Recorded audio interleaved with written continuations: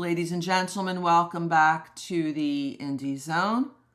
My name is Kathy. December 29th, 2025 will mark the 3-year point to the day that Detective Brett Payne of the Moscow Police Department signed a document that has been commonly referred to as either the Affidavit of Probable Cause or the Probable Cause Affidavit. It is effectively document number 1 in the criminal case of Idaho versus Kohberger, although it does not look like an affidavit, because typically with an affidavit, as we have pointed out in past content, there will be a sworn to, subscribed statement at the end by, for example, a notary public. In any event, the PCA, as we're going to refer to it, Probable Cause Affidavit of Detective Brett Payne, was enormously important in the life of Bryan C. Kohberger, because Mr. Kohberger was the topic of that PCA, and in fact, page 18 of it asked for a warrant to be issued for Mr. Kohberger's arrest based on everything that was contained in that 18-page document.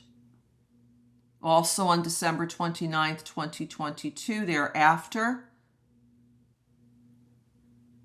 Mr. Thompson, lead prosecutor for Latah County, filed a criminal complaint based on that PCA and listed the 5 very serious felonies within that criminal complaint that would lead to the next act, which was then Magistrate, now District Court Judge Megan E. Marshall, finding probable cause, issuing the probable cause order, and issuing a warrant for Mr. Kohberger's arrest for the catastrophic events that happened at 1122 King Road, Moscow, Idaho, on that dark day of November 13th, 2022, and that led directly to Mr. Kohberger's arrest across the country in the early morning hours of the 30th of December, 2022. In light of the upcoming 3-year mark of the PCA that started everything, we're going to do as we did when we started our podcast, which was to go through that PCA page by page, but revisit it now, filling in some of the blanks of information that's known. There's a lot that's still not known about this case for reasons unknown, given that Mr. Kohberger pled guilty over 5 months ago. But there has been some information that's been released that we can now look back in retrospect and reobserve as we did, with the benefit of information, some of it that was under seal when we started our podcast with page 1 of the Affidavit of Probable Cause, went through it page by page. That was the first 18 episodes of that podcast. And we'd expressed some concerns about what was in that document at the time that we did the podcast.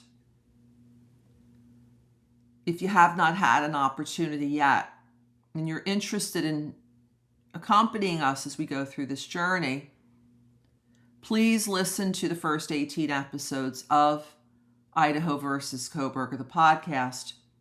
And we're going to start up with this special series at page 1 and do such things as comment on the fact that while Detective Brett Payne says here that it was first responder Officer Corbin Smith who walked him through the property, Officer Smith's report from that day does not mention Detective Payne at all, nor any sort of a walkthrough of him. Those are the sorts of points that we're able to now discuss because of information that was not available when we did the podcast. I hope you'll join us as we go through a walkthrough 3 years later of the Affidavit of Probable Cause. Until next time, this is Kathy. Thank you for joining us here today.